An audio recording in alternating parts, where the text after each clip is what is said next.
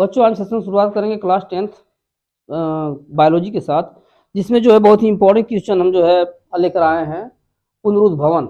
और ये exam board exam में कई बार ये क्वेश्चन पूछ चुका है। ठीक है, तो पुनरुद्भवन होता क्या है बच्चों, पहले समझ लीजिए, इसके बाद ठीक है डिफिनेशन हम चलेंगे।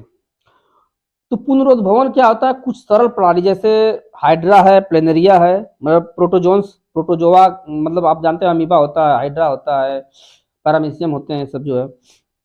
और ठीक है, तो कुछ सरल प्राणियों में ठीक है, जैसे उनको अंगों को अगर काट दिया जाता है तो प्रत्येक अंग जो है विकसित होकर एक पूर्ण जीव का निर्माण करने में सहायक होता है। ठीक है, तो इस क्रिया को हम लोग पुनरुद्भवन कहते हैं।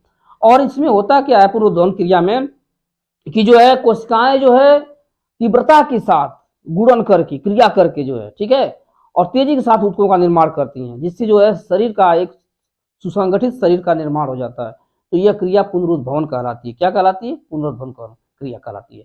तो कुछ सरल प्राणियों को, कुछ सरल प्राणियों कुछ सरल प्राणियों को कई टुकड़ों में काट दिया जाए, को कई टुकड़ों कुछ सरल प्राणियों को यदि कुछ सरल प्राणियों को यदि कई टुकड़ों में काट दिया जाए तो प्रत्येक काट दिया जाए तो प्रत्येक टुकड़ा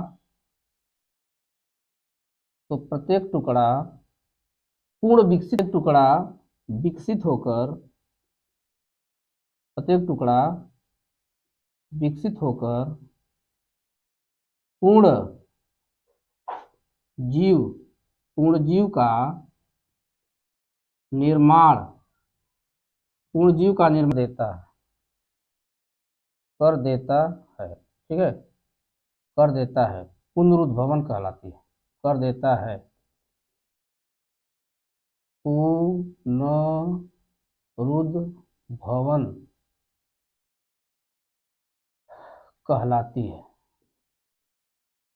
कहलाता है।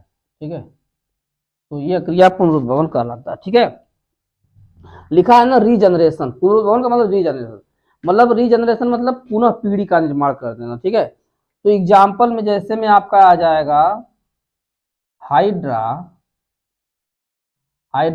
जैसे में आ जाएगा आपका हाइड्रा, प्लेनेरिया, यह जीव होते हैं। ठीक है, इनको अगर हम कई टुकड़ों में विभाजित कर दें, ठीक है, तो प्रत्येक टुकड़ा जो है एक पूर्ण जीव, मतलब पूर्ण जीव निर्माण करने में सहायक होता है, पुनरुद्भवन होता है। एग्जाम में यह जो है, एग्जाम में आपका जो है बहुत ही बार क्वेश्चन पूछा है, स्वच्छवास, पुनरुद्भवन, ये इंपॉर्टेंट क्वेश्चन है, तुमने बताया था। ठीक है,